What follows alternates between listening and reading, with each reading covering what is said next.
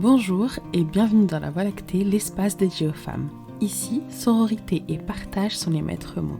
Je m'appelle Assia, j'ai 25 ans et je suis la maman d'une petite fille de tout juste 1 an. Je vous retrouve aujourd'hui pour vous parler de ce moment où à la sortie de la maternité, c'est une toute nouvelle réalité qui nous attend. Ce moment où maman et bébé apprennent à se connaître, bien que maman ne se reconnaisse plus. J'ai toujours été quelqu'un de très créative. Et depuis toute petite, j'aime créer. Ça allait des pièces de théâtre que j'inventais dans la cour de récré avec mes amis, aux histoires que j'écrivais pour mon père le week-end pour qu'il les emporte avec lui lorsqu'il partait travailler la semaine. Et je pense que l'art et la créativité, ça va avec la curiosité. La curiosité est un point... et l'un des points qui me caractérise. Je suis très curieuse. J'aime me renseigner sur tout, sur beaucoup de choses. Et avec ça, il y a le fait que j'aime être utile et j'aime que ma journée se finisse avec ce sentiment d'avoir accompli plein de choses. Vraiment, lorsque je pose ma tête sur l'oreiller, de me dire que cette journée a été productive, cette journée a été utile. Lorsqu'elle l'est pas, et que c'est pas volontaire, hein, lorsque c'est pas une journée où je me dis bon, aujourd'hui je fais rien et juste je me repose, ou c'est une journée Netflix and chill, bah je me sens pas très bien. J'ai l'impression d'avoir perdu du temps, d'avoir gâché un moment qui m'a été donné. Et c'est pour ça que très vite, lorsque j'étais à la fac, avant d'avoir bébé, j'avais énormément d'activités, que ce soit mes cours à la fac, les associations dans lesquelles j'étais bénévole, ou encore les ateliers d'écriture, tout ça. Ma semaine était assez bien remplie. J'avais pas de moment de pause à proprement dit, j'avais toujours un truc à faire dans la journée. Vraiment, que ce soit pour 1 ou 2 heures au moins, j'avais toujours quelque chose à faire. Et puis, monsieur ou madame Corona est arrivé et ça a mis une grande pause dans toutes mes activités. Et donc, je me suis retrouvée chez moi à avoir des cours à distance, mais sans plus, sans toutes ces choses qui animaient ma semaine, mes journées. C'était un peu compliqué, mais je me disais, c'est rien, c'est l'histoire de quelques temps. Je me rassurais avec ça. C'est l'histoire de quelques temps, ça va passer. Dans pas très longtemps, je vais reprendre toutes mes activités. Et oui, j'ai pu reprendre partiellement, on va dire, quelques activités que j'avais entrepris avant le confinement. Mais elles se sont vite arrêtées avec ma grossesse qui était un peu fatigante. Et une fois que bébé est arrivé, là, ça a été un tout autre monde. Je m'étais préparée un peu à ça. Je savais que y allait avoir ce moment d'adaptation, ce moment où tout ce qu'il y avait autour allait être mis en pause parce que bébé et moi allons faire connaissance, fallait trouver ses marques, trouver sa petite routine, son organisation. Donc je l'avais pris en compte. Et dès la sortie de la maternité, je me suis mis à fond dans mon rôle de maman. Je me suis donnée à 1000% dans mon rôle de maman. Ma priorité, c'était ma fille. Vraiment mettre en place notre routine, bien être dans notre cocon familial. Donc je me suis mis à fond là-dedans. Et ça prenait énormément de temps. Je pense que toute jeune maman sait de quoi je parle. Les premiers instants sont des instants de découverte, sont des instants d'apprentissage.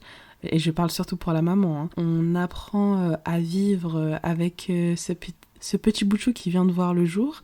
Tout ce qui constituait notre journée, notre routine avant, c'est balayé d'un revers de main et il faut apprendre à faire autrement. C'est vraiment un moment d'adaptation, comme je le disais. Et donc, les nuits sont courtes, il y a plein de choses qui viennent chambouler tout ça, la chute d'hormones. Le manque de sommeil et la chute d'hormones, c'est un combo assez explosif. Ça, c'est le résultat, c'est plein de pleurs, que ce soit chez bébé ou chez maman. un papa qui comprend pas trop ce qui se passe des fois, qui est un peu perdu. Mais on avance pas à pas et on apprend. C'est vraiment ça, c'est apprendre l'un de l'autre. Et donc, les premiers temps avec bébé, c'est ça. C'est l'adaptation et sans m'en rendre compte, en fait, je me laisse un peu de côté.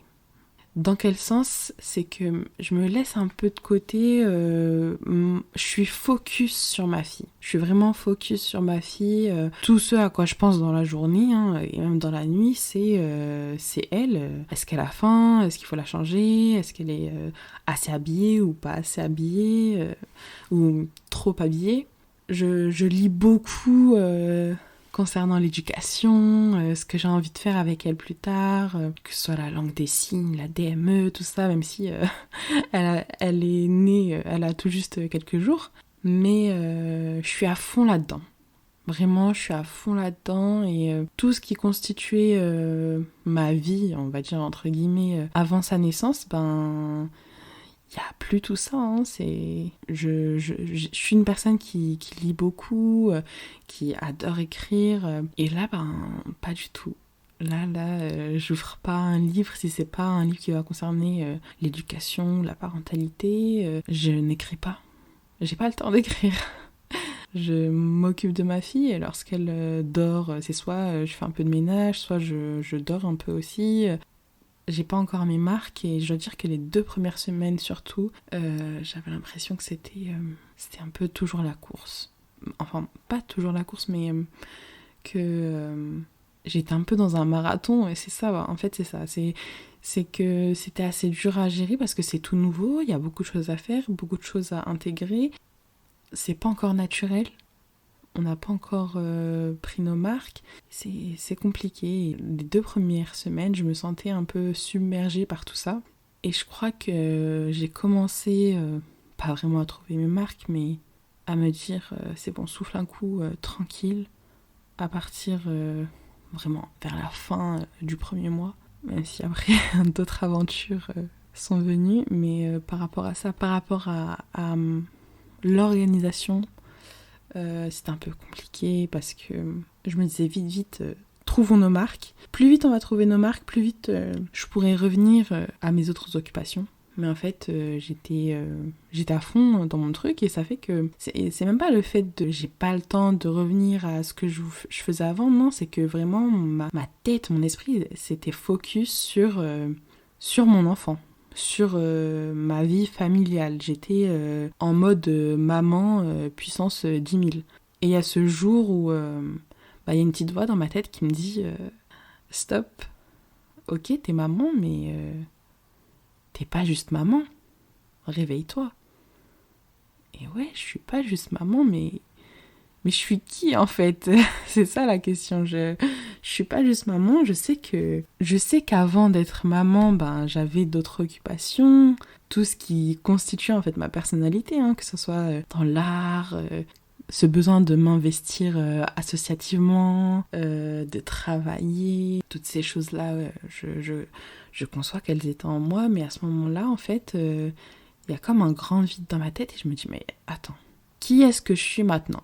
Ok, je suis maman, mais à part ça, qui est-ce que je suis? Parce que le jour où vraiment je vais parler avec ma fille, qu'est-ce que je vais avoir à partager avec elle?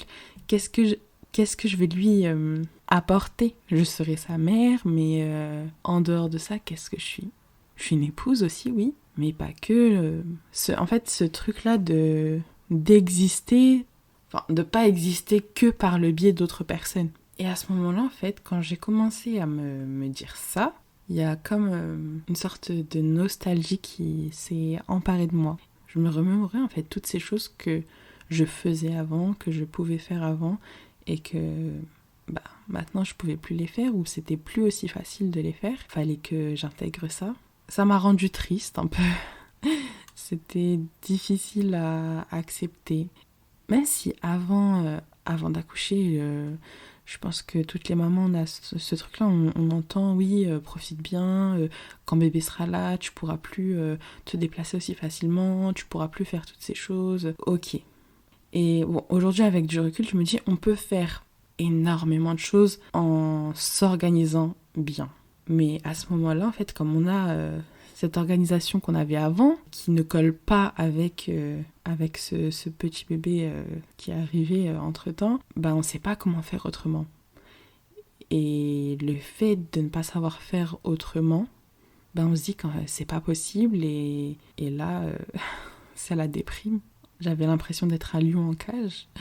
J'avais l'impression de vouloir faire des choses et de ne pas pouvoir, d'être comme si j'étais enfermée chez moi. Et j'essayais de me motiver, je me disais, allez, bouge-toi. Parce qu'avant ma grossesse, j'avais des projets que j'essayais de mettre en place. Et puis avec la grossesse, etc., ça avait pris un peu plus de temps. Et je me disais, une fois que j'aurai accouché, je vais reprendre tout ça, je vais me motiver à reprendre tout ça et ça va aller. Et en fait, cette motivation, elle était assez dure à avoir parce que on ne prévoit pas sa journée par rapport à soi-même, on doit prévoir une journée par rapport à nous et bébé. C'est compliqué. Alors qu'avant, on pensait qu'à soi. C'est ça. Avant, on pensait qu'à soi. Le matin, on se réveillait et puis go. Je déjeune ou je déjeune pas, c'est mon problème. Je range ou je range pas, c'est mon problème. Et alors que là, non, il y a un petit être qui attend de nous qu'on s'occupe de lui et qu'on réponde à ses besoins. Et pas qu'à ses besoins, qui a besoin de...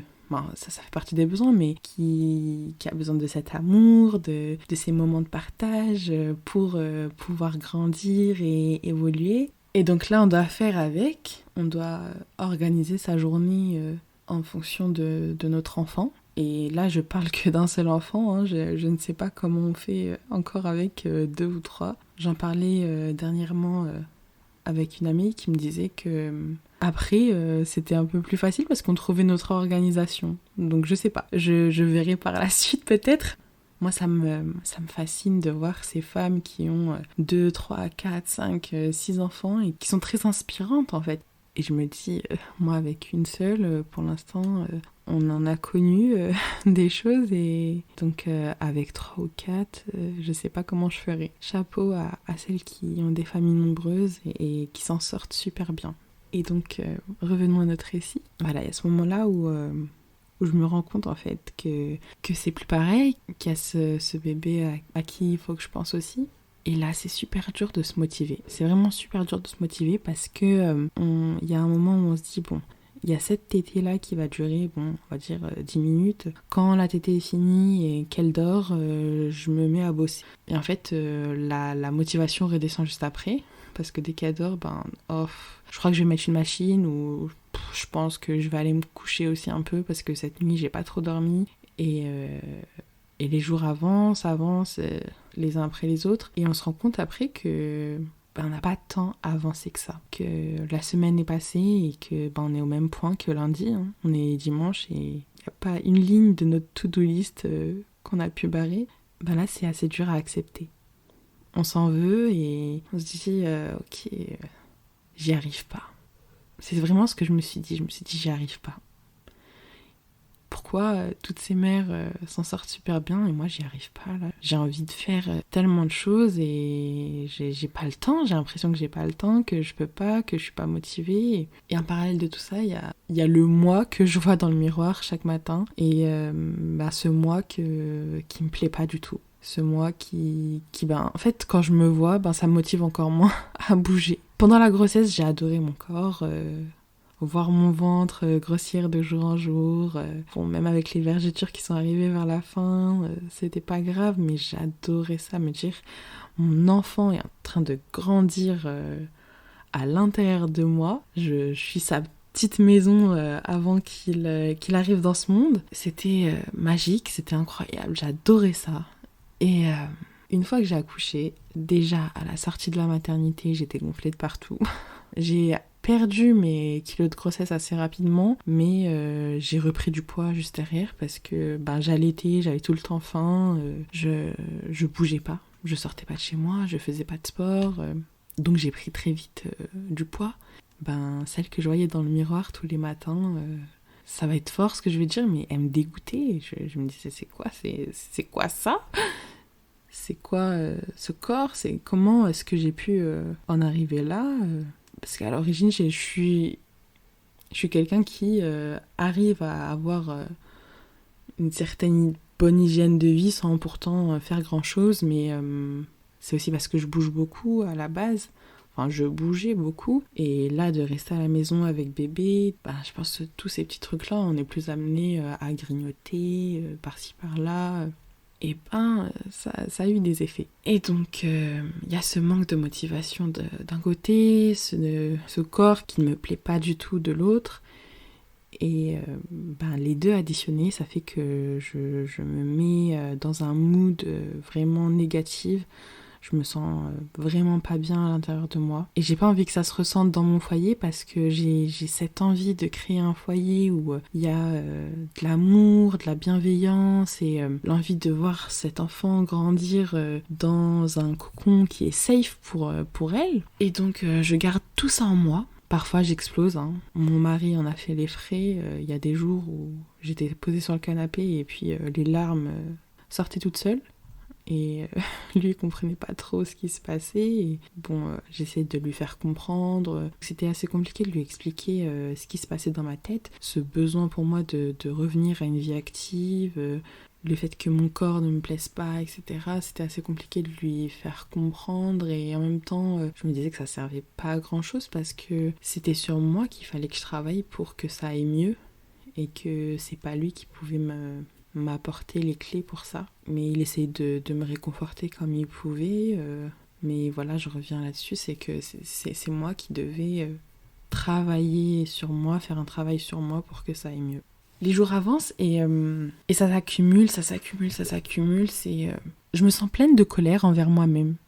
Je suis très en colère envers moi-même de pas pouvoir faire ce que j'ai envie de faire, de pas savoir répondre à mes propres besoins, de me laisser de côté, entre parenthèses, alors que des fois j'essaye de me motiver et en colère envers moi-même par rapport à mon corps, même si des fois je me dis bon ça va, accepte-toi comme tu es, mais non, en fait, non, je ne peux pas, je me vois dans le miroir et je me dis c'est un changement trop brutal pour moi, je peux pas l'accepter, c'est pas quelque chose qui est venu doucement, petit à petit, non, c'est venu d'un coup et j'ai du mal avec ça, hein. Parce que j'étais enceinte, j'avais un ventre tout rond, bien tendu, et là j'ai un ventre flasque qui ressemble à un flamby. Ça me plaisait pas. En fait, les moments où j'étais avec ma fille, ces moments d'éveil, c'était les moments où je ne pensais pas à tout ça. J'étais vraiment à fond dans mon rôle de maman, en train de profiter d'elle, de la voir grandir, etc. Et puis les moments où elle dormait, c'est là où dans ma tête ça travaillait et que j'étais face à mes inquiétudes, à mes incertitudes, et ça n'allait pas du tout. Et ça s'empire avec le temps, et en fait c'est comme un ballon qu'on gonfle, mais on le gonfle aux énergies négatives. Il y a comme au fond de moi cette envie de tout lâcher, de crier, parce que je me sens oppressée.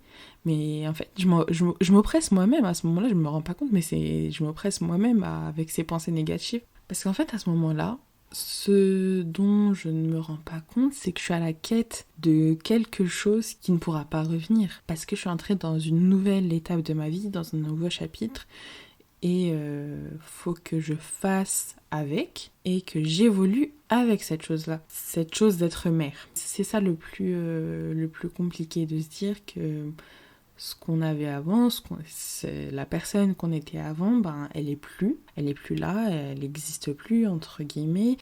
Faut changer tout ça, faut trouver un nouvel équilibre. Et le temps de se mettre ça dans la tête, ce temps-là, il est compliqué. Ce temps-là, le temps de digérer l'information. Je suis en colère, je suis triste, je suis nostalgique du mois d'avant, de ma vie d'avant, même si j'adore être mère et que ma fille m'a appris ce qu'était l'amour maternel, un amour incroyable, un amour qui a une force incroyable. mais la moi d'avant me manque. Et puis il y a un jour où il y a des femmes de ma famille qui me parlent d'une praticienne en médecine douce. En fait, elles en parlent comme ça, hein, pas par rapport à ce que je vis sur le moment, parce que ce que je vis, j'en parle à personne.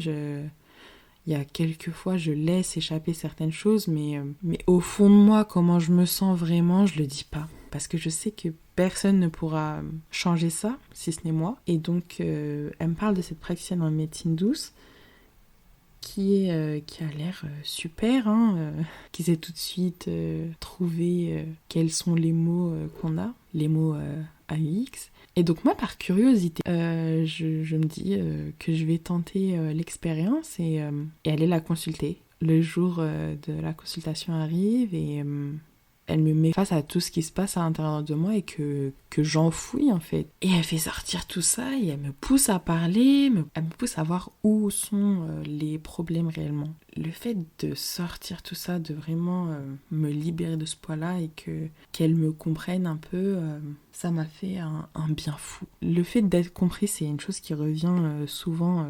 Et en fait, à ce moment-là, c'est comme si le ballon que j'avais gonflé, pas avait éclaté, mais était en train de se dégonfler par un petit trou et que toute cette énergie négative commençait à sortir. Ça n'a pas changé en une fois, hein. C'est pas du jour au lendemain, boum, je suis motivée, je me sens mieux, je vais aller bosser, je suis une nouvelle femme. Non. Elle m'a mise face à ce qui n'allait pas, face à tout ce que je devais changer à l'intérieur de moi. Et ça a été un travail de chaque jour, de me rendre compte qu'il fallait que j'accepte les changements, qu'il fallait que je m'accepte telle que j'étais, d'être un peu plus positive à l'intérieur de moi, d'être plus indulgente envers moi-même, et de me dire ça, même si ça a l'air banal, que ça a l'air de couler de source, hein, de me le dire, et ça m'a fait du bien et ça m'a permis d'avancer, d'accepter les changements, de trouver mes marques avec ma fille et de comprendre qu'il fallait que je sois patiente et indulgente envers moi-même. Parce que c'est une grosse étape de notre vie qui est arrivée à moi et mon mari, cet enfant qui est né, c'est pas quelque chose de minime. Et il faut du temps pour ça. Pour que les choses se mettent en place, il faut du temps. Et pour qu'on s'apprivoise, qu'on s'adapte, il faut ce temps-là. Et donc la patience, c'est très très très important. Et l'indulgence, pareil. L'indulgence envers soi, parce que si c'est pas nous qui avons cette indulgence envers soi-même, personne ne l'aura pour nous. Et donc aujourd'hui, ça va beaucoup mieux. J'ai trouvé un équilibre dans ma vie de famille et j'ai pu reprendre certaines de mes activités et pu lancer certains de mes projets, dont l'un qui est né après ça, donc la Voie lactée. Et ça va beaucoup mieux. Ce travail de positivité, c'est un travail de tous les jours. Donc encore aujourd'hui, je travaille là-dessus. Et voilà, je m'accorde un peu plus de temps pour moi. Je suis maman, mais je m'accorde du temps aussi à moi en tant que femme. Et il y a un temps pour mon couple aussi. Voilà, j'espère que ce deuxième épisode de la Voie lactée vous aura plu. N'hésitez pas à laisser en commentaire vos impressions et vous, en tant que jeune maman, comment vous avez vécu cette expérience-là ? Est-ce que ça a été simple pour vous ou au contraire, vous avez connu un peu de difficultés au début pour trouver vos marques ? Et je vous dis à la prochaine pour un nouvel épisode de la Voie lactée.